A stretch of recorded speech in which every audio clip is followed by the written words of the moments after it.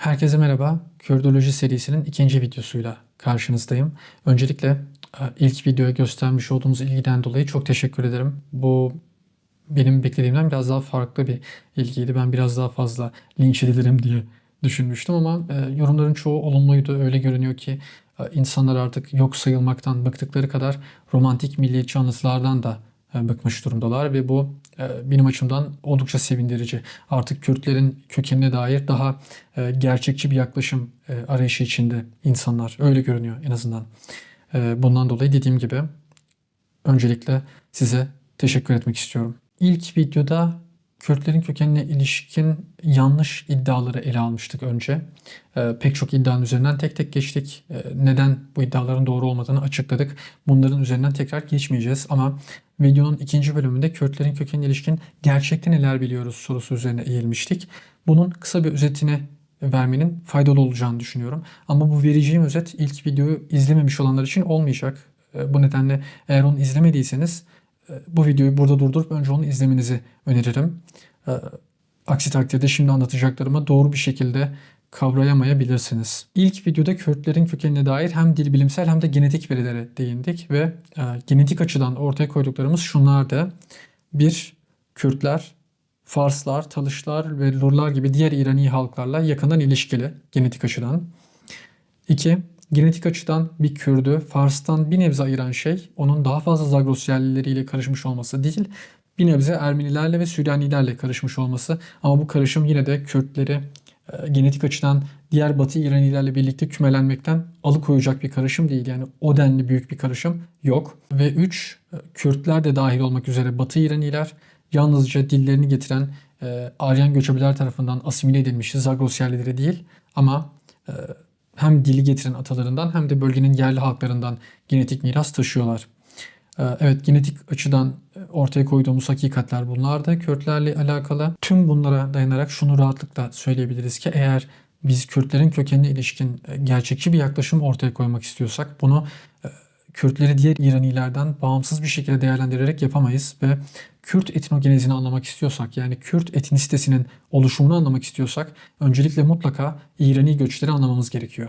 Peki dil bilimsel açıdan neler ortaya koyduk ilk videoda? Öncelikle tabii ki Kürt dillerinin yani Kuzey Kürtçesi olan Kurmancı, Merkez Kürtçesi olan Sorani ve Güney Kürtçesi olan Harin dillerinin İrani diller olduğunu söyledik. Bu bariz bir hakikat, tartışmasız bir hakikat.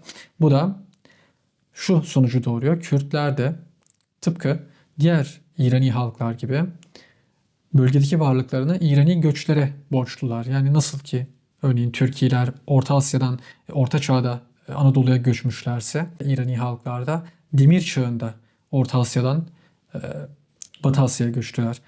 Bunu ilk videoda da söylemiştim. Orta Asya Orta Çağ kadar Türkiye yurdu değil İrani yurduydu. Çeşitli İrani kavimlerin yaşadığı bir bölgeydi ve bu bölgeden günümüzdeki coğrafyalarına göçtüler. Hatta doğrudan günümüzdeki coğrafyalarına da göçmediler. Birkaç farklı göç dalgası söz konusu. Bunlara değineceğiz. Öyleyse yalnızca Kürtlerin İrani olduğu hakikati bile bize incelenecek iki göç veriyor. Bunlardan biri İranilerin Avrasya bozkırlarından Orta Asya'ya göçü. Çünkü İraniler Orta Asya'ya gelmeden önce de Avrasya bozkırlarındalardı.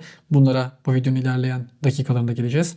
Ve ikinci olarak da İranilerin Orta Asya'dan Batı Asya'ya göçü, Medler ve Persler gibi kavimlerin bu bölgeye gelişi. Bunu bir sonraki videoda ele alacağız. Yine ilk videoda Kürt dillerinin diğer Batı İrani dillerle ilişkisini ele aldık. Burada da şunun üzerinde durduk. Kürt dilleri Kuzeybatı İrani olarak sınıflandırılsa da tüm Kuzeybatı İrani dilleri içinde en fazla Güneybatı İrani tesiri altında olan dillerdi. Ve bu Güneybatı İrani tesiri eski İrani dönemine tarihleniyor. Yani Ahmeniş döneminden beri, Pers İmparatorluğu döneminden beri Kürt dillerinin atası olan diller Pers dilinin etkisi altında. Pers dilinde gördüğümüz bazı dönüşümleri ve eski İrani dönemine tarihlenen bazı dönüşümleri biz Kürt dillerinde de görüyoruz. Beluçça'nın da Kürtçe'ye benzer bir durumda olduğunu söylemiştik. Yani Beluçça'da Kuzeybatı İrani dili olduğu halde tıpkı Kürtçe gibi Kuzeybatı ve Güneybatı İrani dilleri arasında bir geçiş dili gibi görünüyor. Yine Güneybatı İrani dilleri tesiri altında olan dillerden biri. Yani Farsça ve Farsçanın atası olan dillerin tesiri altında. Burada belki şunu söylemek faydalı olabilir. Beluçça Kürtçeden farklı olarak Güneybatı İrani tesirini eski İrani döneminden beri değil de Orta İrani döneminden beri taşıyor gibi görünüyor. Dolayısıyla belki Beluçlar Perslerle daha sonraki bir dönemde daha yakın temasa geçmiş olabilirler. Yine Beluç dillerinde Kürt dillerinin de erken formundan alıntılar olduğunu söylemiştik. Dolayısıyla Kürtler erken dönemlerinde hem Beluçlarla hem de Farslarla yakın temas halinde olmalılar. Beluçların bugünkü konumlarına gelmeden önce Kerman civarında yaşamış olmaları gerektiğini söylemiştik. Çünkü günümüz Beluçistan'ına Orta Çağ'da kuzeybatıdan göçtüklerini biliyoruz. Ve bu da Kerman çevresini işaret ediyor.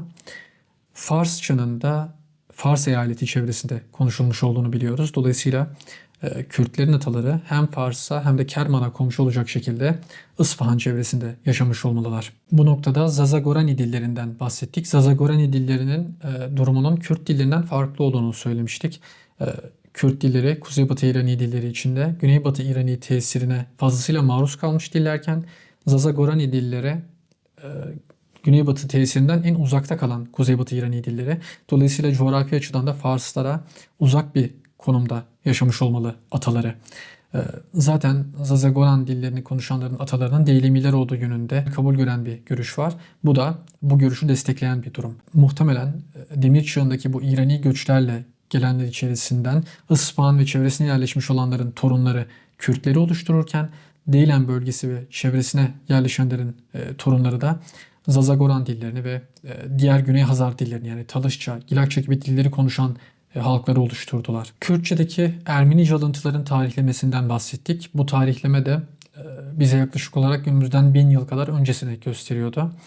Bu dil bilimsel veri Kürtlerin Azerbaycan, Kuzey Mezopotamya ve Ermenistan'a günümüzden yaklaşık 1000 yıl önce yerleşmiş olduklarını düşündürüyor. Dolayısıyla muhtemelen Kürtlerin bu bölgeye göçü yani bugünkü Kürdistan coğrafyasına göçü Arapların istilasıyla başlamış olmalı. O halde tüm bunlara dayanarak önümüzde incelememiz gereken 3 göç olduğunu söyleyebiliriz. Bunlardan ilki Avrasya bozkırlarından Orta Asya'ya İrani göçü, Andronovo kültürünün bazı varyantılarının göçü bu. Bu videoda bu göçleri ele alacağız. İkincisi Orta Asya'dan Batı Asya'ya İrani göçleri, Medler ve Perslerin gelişi. Bunu bir sonraki videoda ele alacağız.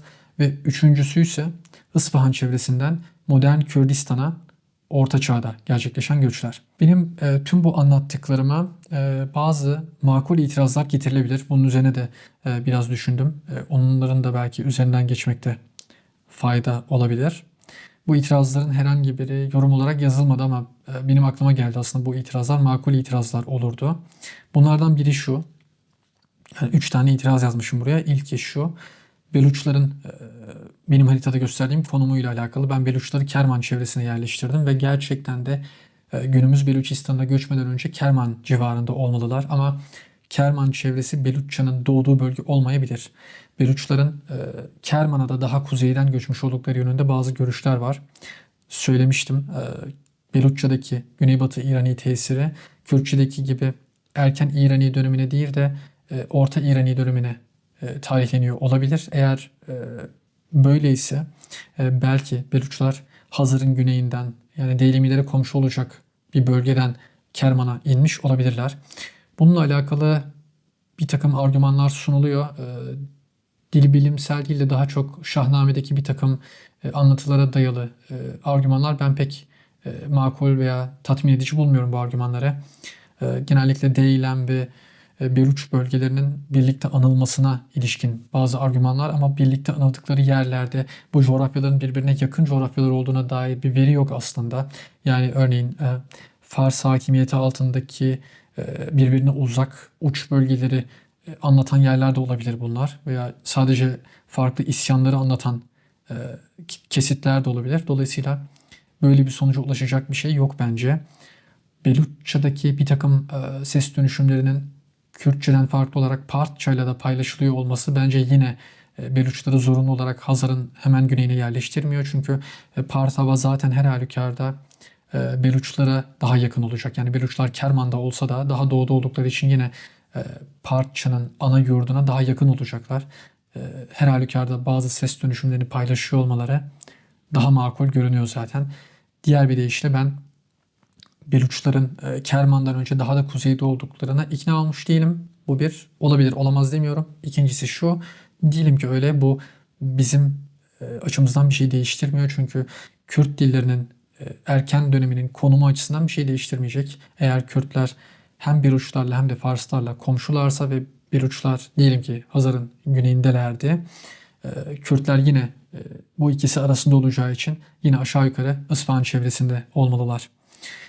Yapılabilecek bir ikinci itiraz Zazagorani dilleriyle alakalı. Zazagoran dillerini Kürt dilleri altında sınıflandırılmadıkları için ayrı bir şekilde değerlendiriyorum. Ama Kurmanç, Soran ve Harin üçlüsünü Kürt dilleri olarak değerlendiriyorum. Burada şöyle bir durum var aslında. Bu durumla alakalı da bazı tartışmalar var. Yani bütün dil bilimciler bu üç Kürt dilinin, yani Kuzey Kürtçesi, Merkez Kürtçesi ve Güney Kürtçesinin kendine has ortak bir atadan türediği konusunda hemfikir değiller. Yani Kurmancı, Sorani ve Harini özel bir ortak ata olmayabilir. Bundan önceki videolarımdan birinde bahsetmiştim. Ama şu da kesin. Diyelim ki öyle değil.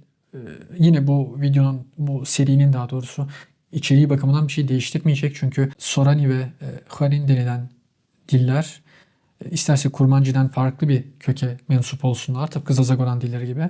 Yine de onlara kıyasla daha güneyli bir profile sahip oldukları kesin ve dolayısıyla İsfahan çevresinde yerleşmiş olan Kurmançların atalarından fazla uzakta olamazlar. Yani aşağı yukarı yine Merkezi İran coğrafyasında yerleşmiş olmalılar.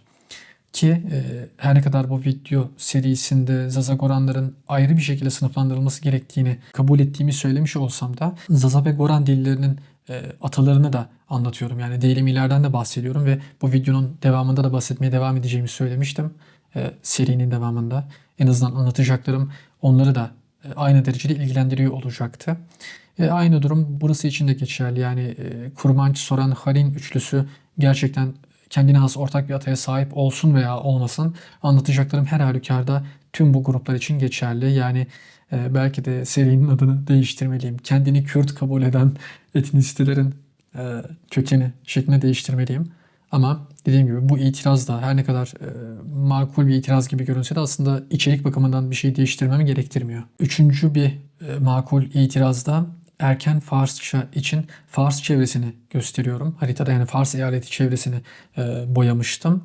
Ama aslında şöyle bir gerçek var ki bugün konuşulan yani yeni Farsça aslında Fars eyaleti çevresinde değil, İran'ın kuzeydoğu kesiminde konuşulan bir takım Farsça diyalektlerinden türedi. Yani etnik olarak Fars olmayan muhtemelen ama Farsça devlet dili olduğu için Farsça konuşan bir kesimin diyalektinden türedi.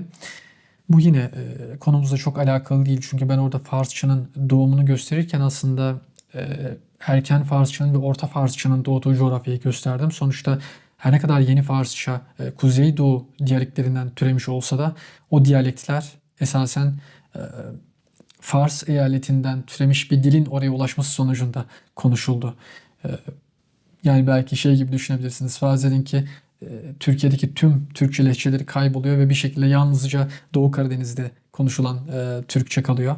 Ve bundan 100 yıl, 200 yıl sonra konuşulan Türkçe yalnızca Doğu Karadeniz şivesiyle konuşulan Türkçe oluyor. Buna dayanarak Türkçenin ana vatanının Doğu Karadeniz olduğunu gösteremezdik. Tıpkı bunun gibi Farsçanın da ana vatanının Kuzeydoğu İran olduğunu söyleyemeyiz. Her ne kadar yeni Farsça orada konuşulan bir takım diyalektlerden türemiş olsa da. Evet, makul olduğunu düşündüğüm itirazları da ele aldık. Şimdi ana konumuzu hatırlamak gerekirse 3 büyük göçten bahsetmiştik ele alınması gereken. Bu videoda yani Kürdoloji serisinin bu ikinci videosunda ilk büyük göç konumuz olacak. Yani Avrasya bozkırlarından Orta Asya'ya gerçekleşen İrani göçleri Andronovo kültürünün çeşitli varyantlarıyla ilişkili olan ve Surubnaya kültürüyle ilişkili olan göçler. Bu konuyu aslında önceki videolarımda pek çok kez ele aldım. Bundan dolayı şu an izlemekte olduğunuz videonun ilerleyen bölümleri bir derleme şeklinde olacak. Yani eski videolarımdan çeşitli kesitleri sizinle paylaşacağım. Arada bazı ekler de yapacağım. Ama genel yapı bu şekilde olacak. Videonun ilerleyen dakikalarında izleyeceğiniz kesitler Proto-Aryan döneminden başlayıp erken İrani dönemine kadar gelecek. Ama şunu merak edebilirsiniz tabii. Sonuçta Aryanlar Proto-Hint Avrupalılardan türemiş kavimlerden biriydi.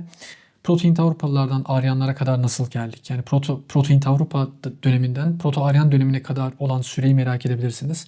Ana konumuz bu olmadığı için bunun üzerine çok durmayacağım ama kısaca geçeceğim. Yani hızlandırılmış bir şekilde size erken Proto-Hint Avrupa döneminden Proto-Aryan dönemine kadar geçen süreci kısaca anlatacağım. Bu video serisine tüm dinleyicilerin anlayabileceği bir sadelikte tutmak istiyorum aslında. En azından mecbur kalmadıkça çok detay vermek istemiyorum.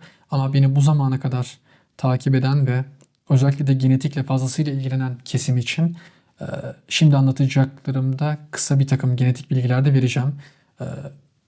Öyle zannediyorum ki genetikle ilgilenen takipçilerim de sevindirecektir bu vereceğim bilgiler. En son yayınlanan genetik makalelere göre, yani bundan birkaç ay önce yayınlanmış olan bir makaleye göre erken Proto-Hint Avrupa dili Kafkasya ile Aşağı Volga arasındaki coğrafyada konuşuluyordu.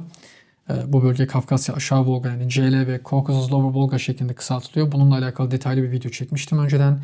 Merak edenler daha sonra o videoyu izleyebilir. Şu anda sadece kısa bir şekilde geçeceğim. Erken Proto-Hint Avrupa derken ne demek istiyorum? Bunu belirtmeliyim belki. Bütün Hint-Avrupa dillerinin ortak adasını kastediyorum. Buna Anadolu dilleri de dahil.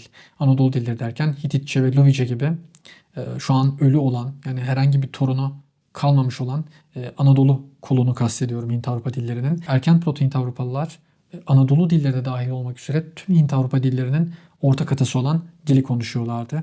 Ve dediğim gibi Kafkasya ile Aşağı Volga arasında bir yerlerde yaşamış olmalılar. Erken Proto-Hint Avrupalıların genetik profili çok basit bir şekilde söylemek gerekirse %75 Berezhnovka Progress grubu, %25 Neolitik Aknaşen, ama böyle dediğimde kimsenin bir şey anlamayacağını biliyorum. Şimdi söyleyeceğim bileşenler bütün genetikle uğraşan herkesin bildiği bileşenler olacak. Genetikle uğraşmayan izleyicilerim lütfen burayı ileri alsınlar. Burada sizin ilginizi çekecek bir şey söyleyeceğimi zannetmiyorum. Videonun kalanı herkes tarafından anlaşılacak basitlikte olacak ama bu kısım dediğim gibi yalnızca genetikçilerin ilgisini çekebilir. Erken Proto-Hint Avrupa dili konuşan toplum %46.2 Kafkasya avcı toplayıcısı, %27.5 Doğu Avrupa avcı toplayıcısı, %9.4 Antik Kuzey Avrasya'da, %7.1 Neolitik Zagroslu, %7 Epipaleolitik Anadolulu, %2.8 Neolitik Levantlı. Oldukça karmaşık bir genetik profil. Daha sonra Tunç Çağı'nın hemen öncesinde konuşulan bu erken Proto-Hint Avrupa dilinden Anadolu dilleri kopuyor ve Kafkasya üzerinden muhtemelen Anadolu'ya giriyorlar. Daha doğrusu önce Mezopotamya, daha sonra Mezopotamya'dan Anadolu'ya geçiyorlar. Yani bu noktada artık diğer Hint-Avrupa dilleriyle Anadolu dillerinin yolları ayrılmış oluyor. Geç Proto-Hint Avrupa dönemine geldiğimizde, yani Anadolu dilleri hariç tüm Hint-Avrupa dillerinin ortak atası olan dilin konuşulduğu döneme geldiğimizde bu dilin Yamnaya kültürü veya Batı Bozkırı çobanları tarafından konuşulmuş olduğunu düşünüyoruz. Yani genel kanı bu yönde ve Yamnaya genetik profili de %80 erken Proto-Hint Avrupalı, %20 Neolitik Ukrayna avcı toplayıcıları şeklinde modellenebiliyor. Yine merak edenler için Neolitik Ukrayna avcı toplayıcıları yaklaşık yarı yarıya Doğu Avrupa avcı toplayıcıları ve Batı Avrupa avcı toplayıcıları şeklinde modellenebiliyor. Daha sonra bu geç Proto-Hint Avrupa dönemi diyebileceğimiz Yamnaya döneminde Yunanların, Toharların, Ermenilerin ve Arnavutların ataları yollarını diğer Hint Avrupalılarla ayırıyor ve geri kalan Hint Avrupalılar Avrupa içlerine ilerleyerek bu bölgenin çiftçileriyle karışıyorlar. Ve bu şekilde corded ware, yani ip baskılı seramik kültürü oluşuyor.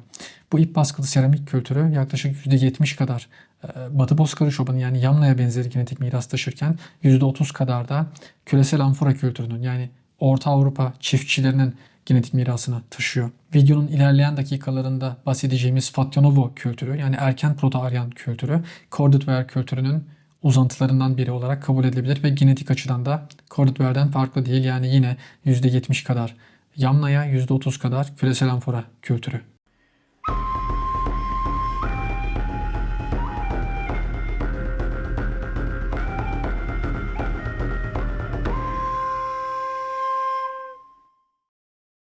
Aryan denildiğinde pek çok insanın aklına geçtiğimiz yüzyılda pek çok felakete yol açmış olan Nazizm ideolojisinden dolayı bu ideolojinin sözcüğe yüklediği anlam canlanıyor. Yani sarışın, mavi gözlü ve Nazilerce üstün olduğu varsayılan beyaz Avrupalılar akla geliyor Aryan dendiğinde. Oysa bu tabirin manası bu değil. Tarihte Aryan sözcüğünü biz ilk kez antik Pers yazıtlarında, Zerdüştlerin kutsal kitabı olan Avesta'da ve Hinduların en temel kutsal kitaplarından biri olan Rig Veda'da görüyoruz. Ve Avrupalılar da bu kaynaklarla karşılaşana kadar bu tabirden bir haberdi.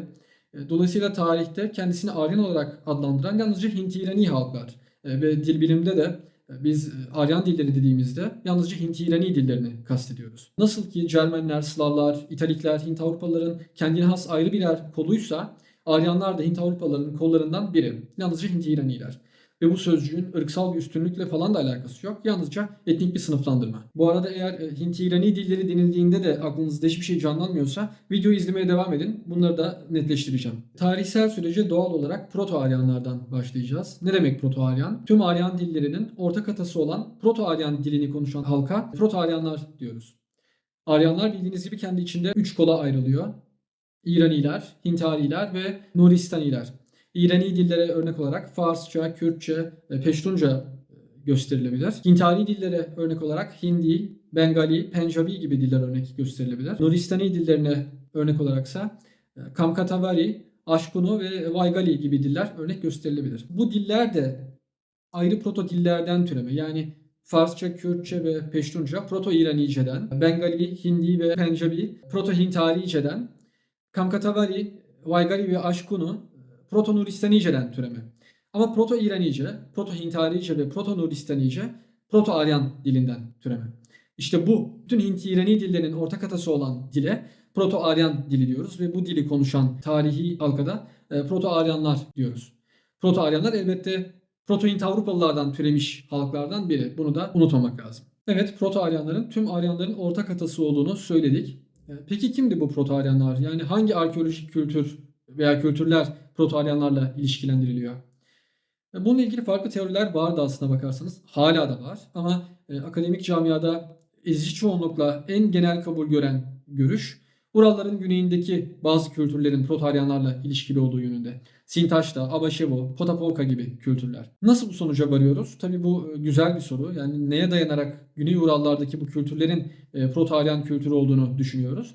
Aslında temel verilerimiz dil bilimsel tabii ki. Çünkü nihayetinde bu sınıflandırma dilsel bir sınıflandırma. Ve elimizdeki en erken Aryan metinlerine bakıyoruz. Yani yine bu videoda sıkça değineceğimiz Gathalara ve Rig Veda'ya. Avesta'nın en erken katmanı Gathalar, Vedaların en erken katmanı ise Rig Veda ve Rigvedik Sanskritçe ile Gatik Avestaca birbirine son derece yakın olan diller.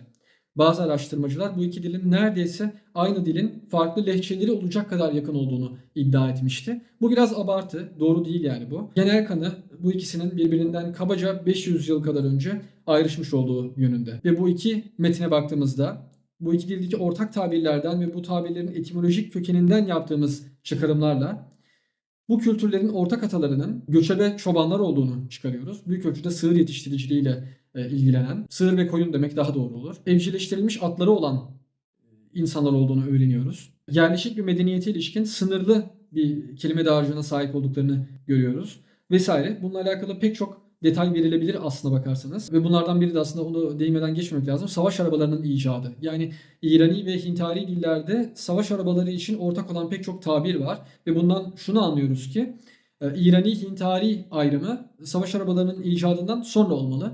Ve savaş arabaları da yine Sintaşta kültüründe bulunmuş gibi görünüyor. Dolayısıyla Sintaşta kültüründen sonra yani Sintaşta kültürünün ardılı olan Srubnaya ve Andronova kültürleri Hint-İranilerin kendi içindeki ayrışmaları için müsait kültürler gibi görünüyor. Andronova ve Srubnaya kültürleri M.Ö. 1800 ve 1200 arasında Avrasya bozkırlarında hakim olan iki ana kültür aslında.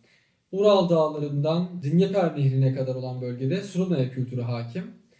Ural dağlarından Altay dağlarına kadar olan bölgede ise güneyde Ceyhun Nehri'nin sınır olarak düşünün Andronova kültürü hakim. Dönemin kültürlerini kıyasladığımızda Orta Doğu'dan Hindistan'a kadar olan coğrafyada kayda değer bir sığır yetiştiriciliği olmadığını, daha çok koyun ve keçi yetiştirildiğini görüyoruz. Ehlileştirilmiş atların olmadığını ancak eşek tarzı hayvanların olduğunu görüyoruz. Öte yandan Andronova ve Srubnaya kültürlerinde Hem sığır çobanlığı yapıldığını biliyoruz, hem at yetiştiriciliği yapıldığını biliyoruz ve üstelik bu kültürlerin at biniciliği konusunda tam da olması gerektiği gibi bir hayli tecrübeli olduklarını biliyoruz. Avesta ve Vedalardan çıkardığımız bir başka sonuç, Proto-Hint İranilerin çömlekçi çarkı kullanmadığı. Dolayısıyla çömlekleri zanaatkarlar değil, kadınlar yapıyordu. Yine dönemin kültürlerini incelediğimizde Orta Doğu ve Hindistan arasındaki coğrafyada çömlekleri zanaatkarların yaptığını, ancak Surupner ve Andronova kültürlerinde çömleklerin el yapımı olduğunu görüyoruz. Hint-İrani dillerinde tapınak, saray, kaleler, kült imgeleri ve benzeri için var olan sözcüklerin neredeyse hiçbiri Proto-Hint-İrani kökenlerle açıklanamıyor ya da aslında başka anlam ifade eden sözcükler daha sonra bu anlamlarda kullanılmaya başlanıyor. Buradan da şunu çıkarıyoruz ki Proto-Hint-İraniler tapınak, kale, saray benzeri yapılara yabancılardı ve bu türden bir yaşantıları yoktu. Bu türden mimari yapıları barındıran yaşam alanları yoktu. Ve yine Orta Doğu ve Hindistan arasındaki bölgede tüm bu yapılar var. Yani tapınaklar var, saraylar var, kült imgeleri var, kaleler var. Dolayısıyla Proto-Hint-İranilerin vatanı bu bölgede olamaz. Ancak Andronova ve Surubna'da bu türden yapılar yok. Ayrıca Hint-İrani dillerinde diğer Hint-Avrupa dillerine kıyasla daha az tarıma dair sözcük var. Ki Hint-Avrupa dilleri zaten tarıma dair fazla kelime dağarcığı olmayan diller. Dolayısıyla Hint-İranilerin tarımla pek içli dışlı olmadıklarını söyleyebiliriz. Bu yine Andronova ve Surubna kültürüne daha fazla uyuyor. Çok önemli olan bir başka nokta, Hint-İraniler diğer Hint-Avrupalı grupların aksine domuz yetiştiriciliği yapmıyorlar. Ve bu Avrasya bozkırlarındaki Hint-Avrupa kültürleri içinde domuz yetiştiriciliği yapmayan tek kültür Andronova kültürü. Bu özellikle de Andronova Hint-İranilere spesifik bir kültür yapması açısından önemli. Ek olarak Hint-İrani dillerinde Proto-Hint-İrani köklerle açıklanabilen ve Avrasya bozkırlarının göçebelerine ait olan şapka ve şalvar benzeri giysilere karşılık gelen sözcükler var. Son derece ilginç olduğunu düşündüğüm bir başka detay, Avesta'daki tanrıçalardan birinin, suların tanrıçası Anahita'nın Kunduz kürkü içerisinde betimleniyor olması. Kunduz kürkü, daha doğrusu Kunduzlar, Orta Doğu ve Hindistan arasındaki bölgede yaşamıyorlar. Ancak Andronovo kültürünün hakim olduğu, egemen olduğu bölgede Kunduzlara rastlamak mümkün. Dolayısıyla bu da bu Hint-İrani kültürünün daha kuzeyden gelmiş olduğuna dair önemli işaretlerden biri. Hatta Anahita ve Kunduzlar arasındaki bu ilişkinin Pinugor kavimlerinden alınmış olabileceği düşünülüyor.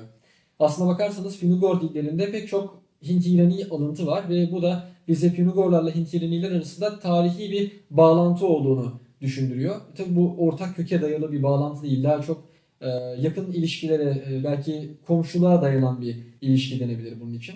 Ve bu daha çok Hint-İranilerden Pinugorlara geçen kelimelerle açıklanıyor olsa da bu Kunduz örneği Pinugorlardan Hint-İranilere geçen ender örneklerden biri. Pinugorlarda bir kunduz anne kültü var ya da anne kunduz kültü var. Ve genellikle bir tanrı ile hayvan arasında bir ilişki kuruluyorsa, yani Anahita bir kunduz arasındaki ilişki gibi, yeterince geriye gittiğimizde bunun o hayvanın doğrudan kendisine ait bir kültü olduğuna işaret olarak kabul edilebileceği düşünülüyor. Yine Avesta'da Yim adlı bir figür önderliğinde Aryanların kuzeyden güneye göç ettiği anlatılıyor.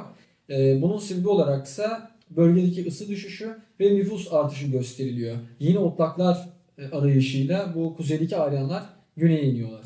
Burada çizilen tablo Andronova bölgesindeki Aryanların Baktriya-Margen arkeolojik kompleksi kültürüne inmesiyle son derece uyum gösteriyor. Hem Avesta'da hem de Vedalar'da Aryanlar için atın çok önemli bir hayvan olduğunu görüyoruz. Ciddi bir at kültü söz konusu. At kurbanı yapılıyor ve savaşçılar için at çok önemli. Andronova kültüründe de hem atlarıyla beraber gömülen savaşçılara dair bulgular var, hem de at kurbanı yapıldığına dair bulgular var.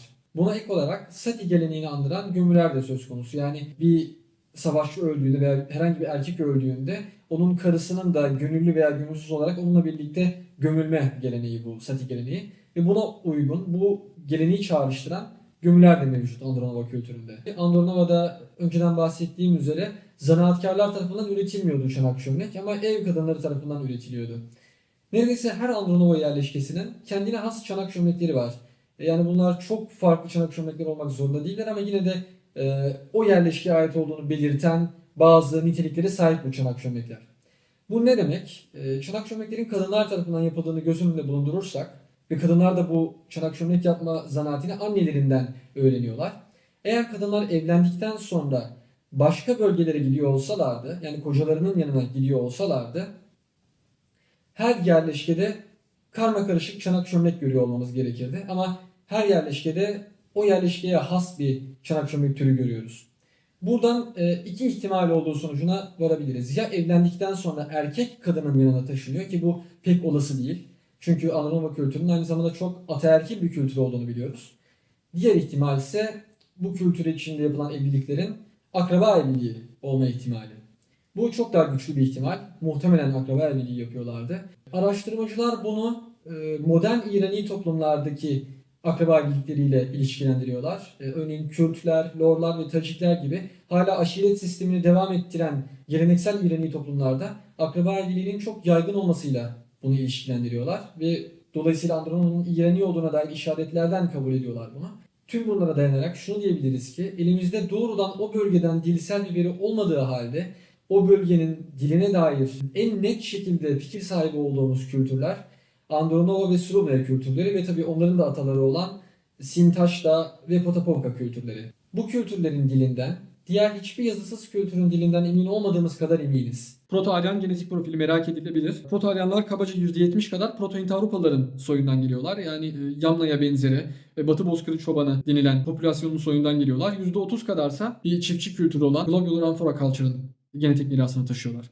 Proto-Aryan genetik mirası kabaca böyle. Hatta Proto-Aryan sonrasında da yani herhangi bir karışım olana kadar miras bu şekilde devam ediyor. Yani İrani ve Hintali dilleri ayrıştığında bile genetik profil aşağı yukarı böyle gibi görünüyor. İrani ve Hintari dillerdeki savaş arabasına ilişkin ortak sözcükler dolayısıyla Hint-İranilerin kendi içindeki ayrımın savaş arabasının icadından sonrasına tarihlendiğini söylemiştik.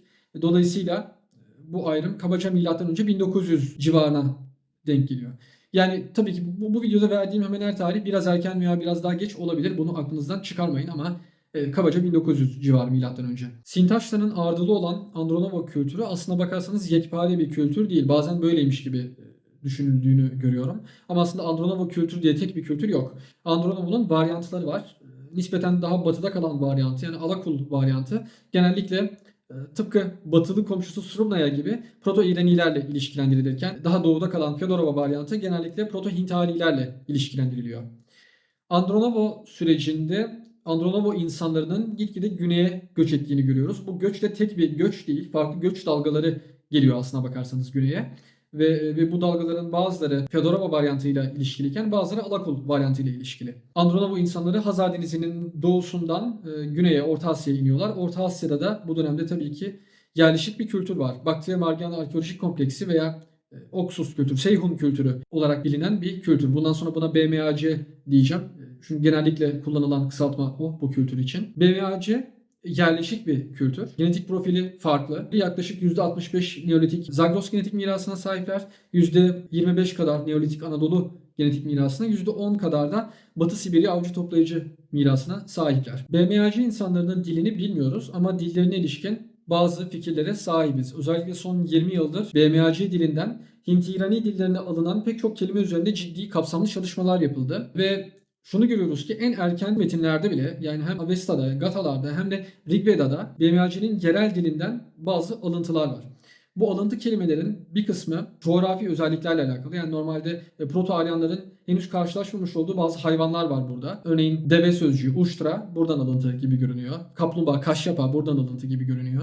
Hatta çakal yine bunu önceki bir videomda da söylemiştim. Çakal sözcüğü yine Sanskritçe'de de şıgala bu arada. BMAC dilinden Aryanlara geçmiş gibi görünüyor. Bunlar çok normal çünkü o bölgede bulunan hayvanlar daha çok. Bunun dışında tarım ve sulamayla alakalı pek çok kelimenin de BMAC dilinden Aryanlara geçtiğini görüyoruz. Tabii bu alıntı olan sözcüklerin belli bir yapısı var. Yani Aryan dillerinde rastlamaya alışık olmadığımız belli bir ses dizimi var bu sözcüklerde ve bundan yola çıkılarak o coğrafyayla veya o kültürle doğrudan ilişkilendiremeyeceğimiz bazı sözcüklerin yine BMAC'den alıntı olduğunu görebiliyoruz ve bu alıntı sözcüklere baktığımızda şunu görüyoruz ki BMAC kültürü Aryanları derinden etkilemiş. Yani son derece önemli olan bazı dini tabirler bile hem İranilerde hem de Hintarilerde BMAC kültüründen alınmış görünüyor. Bunun detaylarına daha sonra gireceğiz. Yine yaygın olan bir görüş BMAC'nin Elamlarla veya Indus Vadisi kültürüyle ilişkili olduğu yönünde. BMAC kültürü gerçekten de hem Elamlılarla hem de Indus Vadisi ile ticari ilişkilere sahipti. Ama BMAC diline ait olduğunu düşündüğümüz sözcükler ne Elamcayla ne de Dravid dilleriyle akraba. Yani kendine has bir dil ailesine mensup gibi görünüyor BMAC dili. bilinen herhangi bir dil BMAC diliyle akraba değil. Tabii herhangi bir modern dille akraba olmasa da pek çok modern dilde dediğim gibi BMAC dilinden alıntı olan sözcükler hala kullanılıyor. Türkçeden şakal örneğini verdim. Onun dışında Kürtçe'de mesela eşek anlamına gelen ker yine BMAC'den alıntı ve ekmek anlamına gelen nan, ki sadece Kürtçe değil başka İrani dillerde de var bu sözcük, yine BMAC'den alıntı. Ki ekmek son derece önemli. Bir kültürün temelini işaret eden sözcüklerden biri olduğunu söyleyebiliriz. Dolayısıyla BMAC'nin Aryanları kültürel açıdan derinden etkilemiş olduğunu kabul etmek gerekir. Bu aslına bakarsanız Hint-İrani göçleriyle alakalı bir takım eski sorulara çözüm olarak sunulan bir teoriyi güçlendiriyor. Bu teori Kulturkugel yani kültür kurşunu teorisi. Nedir bu teori ve aslında hangi soruna cevap olarak ortaya atılmıştı Mallory tarafından? Onu da açıklamak lazım. Proto Hint-İrani dili yani Proto-Aryanlar Güney Urallara yerleştirildiğinde karşımıza şöyle bir sorun çıkıyor. Biz Güney Urallardan Orta Asya'ya bir göçün izlerini sürebiliyoruz. Yani arkeolojik izini sürebiliyoruz. Andronova kültürünün Orta Asya'ya geldiğini görüyoruz. BMAC yerleşkelerinin çevrelerinde çeşitli Andronova kampları olduğunu, Andronova çanak çömleğinin bu bölgeye gelmiş olduğunu vesaire ve BMAC ile ticari ilişkiler sürdürdüğünü görebiliyoruz arkeolojik verilerden. Ancak Hint-İrani dillerinin konuşulduğu modern coğrafyayı düşündüğümüzde ve buraları incelediğimizde yani Batı Asya'yı veya Güney Asya'yı incelediğimizde ciddi bir Andronova göçü izine rastlamıyoruz arkeolojik açıdan. Bir göç izine rastlıyoruz. Orta Asya'dan buralara bir göçün izine rastlıyoruz ama bu göçün izi Andronova kültürüyle ilişkili değil. BMAC kültürüyle ilişkili. Yani Güney Urallardan Orta Asya'ya göçte Andronova kültürünün izleri taşınırken Orta Asya'dan Batı Asya'ya ve Güney Asya'ya göçte Andronova kültürünün değil BMAC kültürünün arkeolojik izleri taşınmış. Bu Mallory'ye şunu düşündürtmüştü. Muhtemelen Aryanlar Orta Asya'ya geldiler. Orta Asya'daki yerleşik kültürle ciddi bir etkileşim haline girdiler ve bu etkileşimden o kadar etkilendiler ki büyük ölçüde o kültürü benimsediler ve bundan sonra Aryan dilleri Proto-Aryan kültüründen ziyade BMAC kültürüyle yayıldı. Bu nedenle Aryan yayılım alanına baktığımızda Andronova kültürü arkeolojik verilerinden daha çok BMAC kültürünün arkeolojik verilerini görüyoruz. Konu dışı ama ilginç olduğu için buna da değinmek istiyorum. Bu BMAC ve Andronova kültürü arasındaki ilişki çok daha sonra bölgenin yerleşik İrani halkı olan Soğutlarla üstlerine eklemlenen Türkiye'ler arasındaki ilişkiyi andırıyor bence. Öncekinde göçebe olan Andronova kültürü yerleşik olan BMAC kültürünün etkisi altına girmişti. Her ne kadar dilsel olarak bölgeyi değiştirse de. Daha sonra yani Orta Çağ'da da göçebe Türkiyeler yerleşik Soğutların kültürel etkisi altına girdi ama zaman içinde bölgenin dilini Türkiye'leştirdiler. Ve yine Türkiyelerle Soğutlar arasındaki ilişki de öyle savaşa dayalı bir ilişki değildi aslına bakarsanız. İpek yolunun tüccarları Soğutlardı. Göçebe Türkiyeler ise bölgenin ticaretini koruyordu aslında. Yani karşılıklı bir çıkar ilişkisi olduğunu söylemek, nispeten barışçıl bir ilişki olduğunu söylemek bence daha rasyonel olur. Yani bir şekilde Orta Asya'nın tarihi boyunca birden fazla kez karşımıza çıkan bir motif gibi görünüyor bu. Çeşitli BMAC mühürleri, BMAC'ye has olan anten kabzalı kılıçlar ve BMAC ikonografisinin çeşitli yansımaları bu BMAC kültürel yayılımının izlerine örnek olarak gösterilebilir. Biz bu kültürel yayılımın izlerini gerçekten hem Batı Asya'da hem de Güney Asya'da takip edebiliyoruz. Hatta Urmiye Gölü'nün güneyindeki Tepe Hasanlu'da bile bu ikonografik yansımaları görmek mümkün. Buna ilişkin Frankfurt'un oldukça detaylı bir makalesi var. Onu tavsiye ederim eğer konuyla ilgileniyorsanız. Yani bu Tepe Hasanlu'daki meşhur bir altın kase var. O kase üzerindeki betimlerin hem BMAC anlatılarıyla hem de Aryan anlatılarıyla nasıl paralellik gösterdiğini anlatıyor analizinde. Ayrıca Burrow'un ortaya attığı bir teoriye göre Urmiye Gölü'nün ismi bile Mitanni Aryanlarından geliyor olabilir. Urmiya Sanskritçe'de dalgalı demek ve Mitanni Aryanlarının göç yolu düşünülürse bu gayet olası. Bundan birkaç yıl önce yayınlanan bir makalede, Narasimha'nın makalesinde M.Ö. 2000 civarına kadar BMAC kültür bölgesinde Andronova genetik mirasına rastlanmadığı ama M.Ö. 2000 civarından itibaren Andronova BMAC karışımı örneklerin bulunduğu belirtilmişti. Bu arkeolojik verilerle de uyumlu. Biz BMAC yerleşkelerinin çevrelerinde Andronova kampları olduğunu biliyoruz. Ve BMAC ile Andronova kültürü arasındaki ilişki büyük ölçüde barışçıl görünüyor. Ancak M.Ö. 1800 civarında bir kuraklık baş gösteriyor ve bu kuraklıkla beraber BMAC yerleşkeleri gitgide nüfus kaybetmeye başlıyor. Tam olarak aynı dönemde BMAC kültürel öğelerinin agresif bir yayılım gösterdiğini görüyoruz. Muhtemelen bu şehirleri boşaltan BMAC halkı Çevrelerindeki göçebe Andronovo nüfusuna katıldılar ve birlikte hem batıya hem de doğuya göç ettiler. Batıya gelenler Mitanni Aryanları oldu. Doğuya gidenlerse daha sonra Rigvedik Aryanları oluşturdular. Bu görüşü destekleyen bir diğer bulgu da Rigvedik Sanskritçedeki BMAC alıntılarının Avestacı'ya kıyasla daha fazla olması. Bu durum Rigvedik Aryanların BMAC diliyle temasının daha uzun süreli olduğunu düşündürüyor. Rigvedik Aryanların yerleşmiş olduğu Svat Vadisi'nde veya Indus Vadisi'nde konuşulan dilin BMAC diliyle akraba olmasını beklemiyoruz. Çünkü kültürel açıdan BMAC ve Indus Vadisi çok farklı. Dolayısıyla BMAC halkının göçebe Andronovo halkına katılması ve bir süre bu çift dilliliğin sürmüş olması daha yüksek bir olasılık. Daha sonra bu çift dilli halk Rigvedik Aryanları oluşturacak. Son zamanlarda bu görüşe yöneltilen bir itiraz var. Modern Hintli genetik profiline dayanarak yöneltilen bir itiraz bu aslına bakarsanız. O da şu. Modern Hint nüfuslarında kayda değer oranda Andronovo genetik mirası olmakla beraber kayda değer oranda BMAC genetik mirası yok. Dolayısıyla diyorlar bu Hintariler BMAC ile karışmadan gelmiş olmalı. Ama bu çok zayıf bir argüman aslına bakarsanız. Çünkü elimizde Svat Vadisi'nden, hatta Demir Çağı, erken Demir Çağı Svat Vadisi'nden DNA örnekleri var. Yani tam da Rigvedik Aryanların Svat Vadisi'nde yaşadığını düşündüğümüz dönemden DNA örnekleri var. Ve bu örnekler gerçekten de çok ciddi oranda BMAC ve Andronovo genetik mirasını birlikte taşıyor. Modern Hint nüfusu üzerinden bu türden bir argüman üretmek mantıklı değil. Bu ancak şunu gösterebilir. Daha sonra farklı Aryan göçleri de gerçekleşti Güney Asya'ya ve belki daha sonradan gelen Aryanlar BMAC ile o kadar karışmamıştı. Bu ileri sürülebilir ama modern Hint nüfusundan Rigvedik Aryanlara ilişkin bu türden bir çıkarımda bulunulamaz. Hem dilsel veriler hem arkeolojik veriler hem de Svat Vadisi'nden elde ettiğimiz genetik veriler Aryanlarla BMAC halkının fazlasıyla karışmış olduğu yönünde. Burada şuna da değinmek iyi olabilir. Daha birkaç önce yayınlanan yeni bir makalede, Lyubotsky'nin yazdığı bir makalede bu konuya değinildi. Ve Lyubotsky BMAC'ye uğramadan Güney Asya'ya inen Aryanlar teorisinin kabul edilemeyeceğini söylüyor dil bilimsel veriler ışığında. Ben de buna katılıyorum. Ya bu konuyla alakalı bu arada epey detaylı bir makale de yayınladım geçen sene. Onu okumanızı öneririm. Yani Rigvedik Aryanlar ve Mitanni Aryanlarındaki BMAC Andronovo karışık miras üzerine. Merak edenler o makalemi de okuyabilir. Açıklama kısmına linkini koyacağım. Evet, tüm bu tarihi bilgileri bir şablona oturtmak gerekirse M.Ö. 2000 civarında ilk Aryan dalgası BMAC'ye geliyor.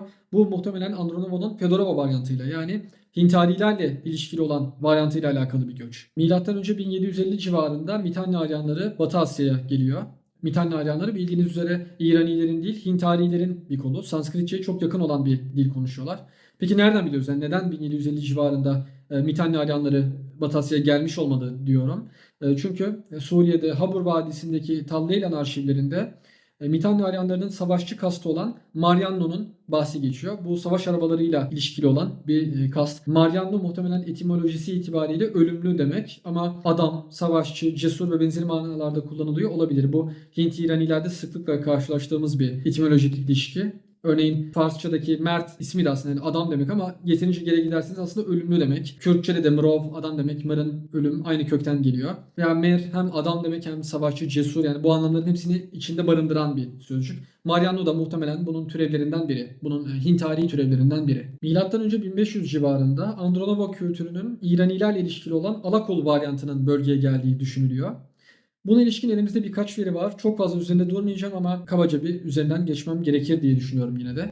Milattan önce 1500 civarında BMAC çevresinde kuşbaşını andıran başa sahip bazı süvari figürinleri görmeye başlıyoruz. Bu kuşbaşı İskit başlıklarını andırıyor veya Frig başlığı olarak da bilinen başlıklar. Bildiğiniz üzere bu başlıklar özellikle göçebe İraniler arasında oldukça yaygın başlıklar. Ve değinilmesi gereken bir diğer noktada şu belki. Her ne kadar Rigvedik Aryanlar süvariliğin ne olduğunu biliyor olsalar da kendileri daha çok savaş arabası kullanıyorlar ve Hintari dillerinde savaş arabasına ilişkin gelişkin bir takım tabirler İranilerde yok ve bunun tam tersi de yani süvariliğe ilişkin gelişkin olan bir takım tabirlerde Hintarilerde yok. Dolayısıyla şunu söylemek mümkün. Hintariler daha çok savaş arabası kullanıcıları iken İraniler daha çok süvariler ve bunları bir araya getirdiğimizde bu kuşbaşlı süvarinin İskit benzeri ya da Saka benzeri göçebe İranilerle ilişkili olması oldukça muhtemel. Bir diğer işaret de şu. Yani M.Ö. 1500'de İranilerin gelmiş olduğuna yönelik bir diğer işaret de şu. M.Ö. 1500 civarı yaz kültürünün birinci evresinin de başlangıcı olarak kabul ediliyor. Yaz kültürünün birinci evresinde biz artık mezarlara rastlamıyoruz bu bölgede. Bu da bu bölgede bir tür Proto-Zerdüştliliğin başladığını gösteriyor. Bildiğiniz üzere Zerdüştlilikte ölüler leş yiyici hayvanlara bırakılır. Milattan önce 1300 civarındaysa Rigvedik Aryanlar Hindu kuşu aşıp Sıvat Vadisi'ne giriyor olmalılar. Rigveda bir anda oluşturulmuş bir metin değil tabii ki. Bu oluşum sürecinin ilk aşamaları daha Vedik Aryanlar Orta Asya'dayken başlamış olabilir.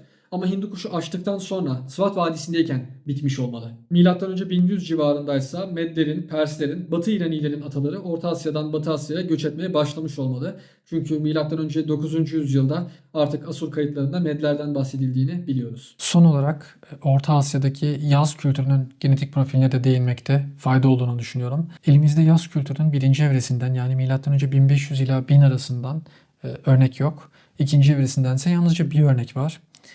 Bu örneğin kabaca yarı yarıya Andronovo-BMAC karışımı olduğunu söyleyebiliriz. Y DNA'sı RFGC 45867. Y DNA baba soyu yani babanın babasının babasının babasından bozulmadan aktarıla gelen baba hattını gösteren haplogrup Y-DNA. Bu Y-DNA'ya sahip tüm modern örnekler arasında ikisi Türkiye'den Zaza, biri Bingöllü, diğeri Elazığ'da. Bu bölgeye gerçekleşen İrani göçleri yani Batı Asya'ya gerçekleşen İrani göçleri bu tür bir profille gerçekleşmiş olabilir. Bundan emin değiliz çünkü elimizde yalnızca bir örnek var.